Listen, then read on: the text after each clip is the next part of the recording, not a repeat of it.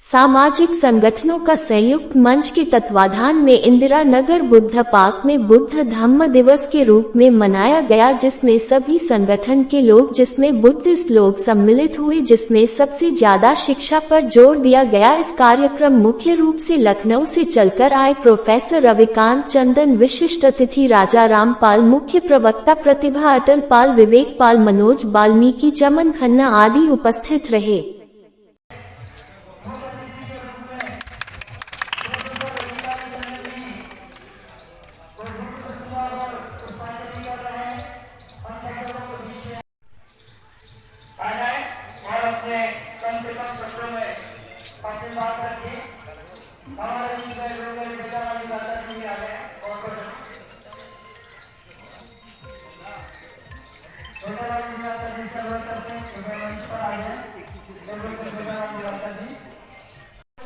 Sir, आप इस कार्यक्रम के चीफ गेस्ट, क्या कहेंगे इस कार्यक्रम को लेकर आज जो ये हो रहा है यहाँ? देखिए, कानपुर से लेकर के और पूरे देश के तमाम शहरों में जो बाबा साहब अम्बेडकर की विचारधारा, तथागत बुद्ध के जो विचार हैं वो लगातार प्रचारित और प्रसारित हो रहे हैं। इस देश का मिजाज, इस देश की धड़कन बदल रही है जी। और ये सीधे तौर पर चुनौती नागपुर को है।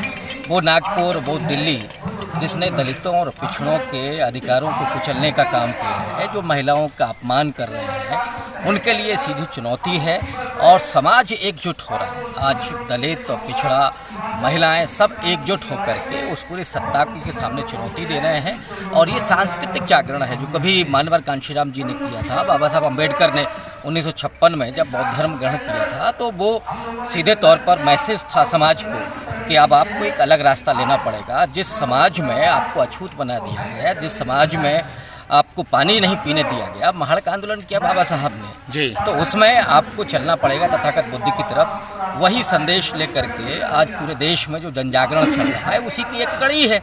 और कानपुर एक बड़ा महानगर है उत्तर प्रदेश का, कई आंदोलनों की धरती रहा है। 1857 से लेकर के और तमाम सामाजिक सांस्कृतिक जागरण की धरती रहा है। वहाँ से ये आवाज़ उठना ये इस बात को साबित करता है कि ये समाज अंगड़ाई ले रहा है, जागा हुआ है और चुनौती देने के लिए तत्पर है। ठीक।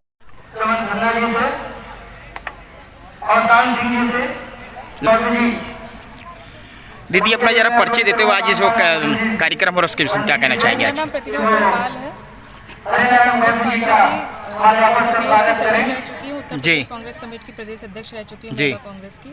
और आज यहाँ सामाजिक संगठनों के तत्वाधान में जिस तरीके का कार्यक्रम आयोजित हो रहा है बुद्धा पार्क में, एक विजन के साथ, एक उद्देश्य के साथ इस कार्यक्रम का आयोजन किया गया है कि बुद्ध धर्म को मानने वाले जो लोग वो वाय आडम्बरों और जो जितनी भी कुरीतियाँ समाज में होती हैं उन सब से परे है। और गौतम बुद्ध ने एक शिक्षा दी है कि जितना आप शिक्षा की ओर जाएंगे, जितने आप ज्ञान की ओर जाएंगे, उतना तरक्की करेंगे। और कुछ कहना चाहेंगे समाज के लेकर? देखिए, समाज को मैं एक ही बात कहना चाहूँगी, क्योंकि सामाजिक मंच के द्वारा ये कार्यक्रम है, कोई राजनीतिक मंच नहीं है, लेकिन जब समाज में विभिन्न तरीके की जो समस्याएं उत्पन्न हो रही है, वर्तमान की सरकार है, मैं इसको भी कहना चाहूँगी जिस तरीके से दलित समाज के लोगों को, ओबीसी के समाज के लोगों की जो प्रताड़ना झेलनी पड़ रही है, ये बहुत दुखद और निंदनीय है, जिसके खिलाफ ये समाज आज खड़ा हुआ है। वर्तमान की घटना आपको फतेहपुर की सबको पता है, जिस तरीके से वाल्मीकि समाज के लड़के को रायबरेली में मारा गया और उसकी हत्या कर दी गई। और जब कांग्रेस पार्टी या अन्य राजनीतिक दलों ने, सामाजिक दलों ने जब इसकी आवाज़ उठाई है, तब भारतीय जनता पार्टी के कान और नाक खुले हैं, जिसमें कल आपको देखने को मिला है कि मंत्री और सिर्फ जितने लोग हैं उस परिवार से कल मिले हैं। और आर्थिक सहयोग की बात जो कांग्रेस पार्टी ने की है और भी सामाजिक दलों ने जो बात की है उसको फिर भारतीय जनता पार्टी ने इसको किया है। सर, जो आज दीक्षा समारोह कार्यक्रम, उसको लेकर क्या कहेंगे? आज बुद्ध धम्म दिवस मनाया जा रहा है। एक्चुअली 14 अक्टूबर को बाबा साहब ने बुद्ध धम्म की शरण ली थी, मतलब बुद्ध धम्म अपनाया था। तो आज हम लोग 12 तारीख को संडे की वजह से इस कार्यक्रम को कर रहे हैं और इसका मुख्य उद्देश्य एक ही है, जो तथागत बुद्ध ने कहा है कि सारे लोग समान हैं, समान शिक्षा, समान लोग और समान जाति धर्म से कोई मतलब नहीं है। उसी की एक अनुसरण है। हमारे लोग जो इधर उधर भटक रहे हैं, जो संविधान को नहीं मान रहे हैं, उनको एक पाठ है कि बुद्ध की बातों में आइए, बुद्ध की शरण में आइए और बुद्ध ही ज्ञान का रास्ता, बुद्ध ही हर एक चीज़ का मार्ग का रास्ता है। तो बुद्ध धर्म का आज कार्यक्रम इसीलिए रखा गया कि जिससे कि हमारे लोग जन जागृति हो सके। सर जो आज ये कार्यक्रम है उसको लेकर क्या कहना चाहेंगे, आज के कार्यक्रम को लेकर? ये आज ये कार्यक्रम जो हुआ है बहुत अच्छा कार्यक्रम है। ये बुद्ध धम्म का जो आयोजन किया गया है, बाबा साहब अम्बेडकर ने जो 1935 में कहा था कि मेरा जन्म जिस रूढ़िवादी अंधविश्वासी गैर बराबरी की व्यवस्था में हुआ है, उस व्यवस्था में मरना नहीं पसंद करता। और उसके बाद बाबा साहब अम्बेडकर ने जो सामाजिक परिवर्तन का आंदोलन चलाया और उसकी परिणति है कि उन्होंने 14 अक्टूबर 1956 को दीक्षा भूमि नागपुर में 5 लाख लोगों के साथ में धम्म को स्वीकार किया। और आज के कार्यक्रम का भी यही उद्देश्य है कि ये जो बुद्धा पार्क बना है, इस बुद्धा पार्क पर कुछ मनुवादी लोग यहाँ पे शिवालय बनाना चाहते थे।